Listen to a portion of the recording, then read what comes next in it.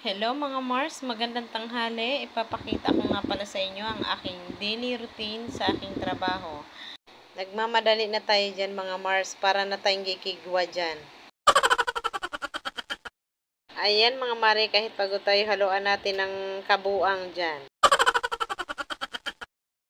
Apwera bero mga Mari, no? Kailangan talaga natin na linisin talaga kasi puti siya eh. Madaling makita ang dumi pagka puti, kaya kailangan malinis. Bago ko nga pala ikabit yung mga cobre kama dyan mga mare ay nagmap muna ako para madali siyang matuyo habang kinakabit ko yung mga cobre kama. Pagpagan muna natin kasi hindi nagamit yung sa taas. Ayan po, at kakabitan na natin yung sa baba ng cobre kama. Kasi kailangan po talaga mga Mars, lahat puti. Ang nagkabit lang ng mga cobre kama ang maitim.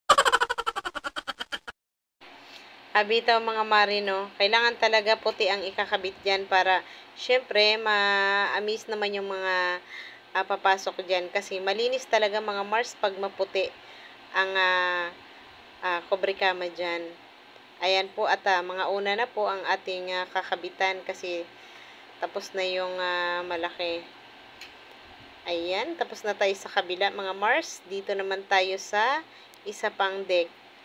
Mga punda muna yung ilalagay natin kasi nagmamadali na tayo dyan. Para na akong hinahabol dyan ng aso sa pagmamadali mga Mars. Oy,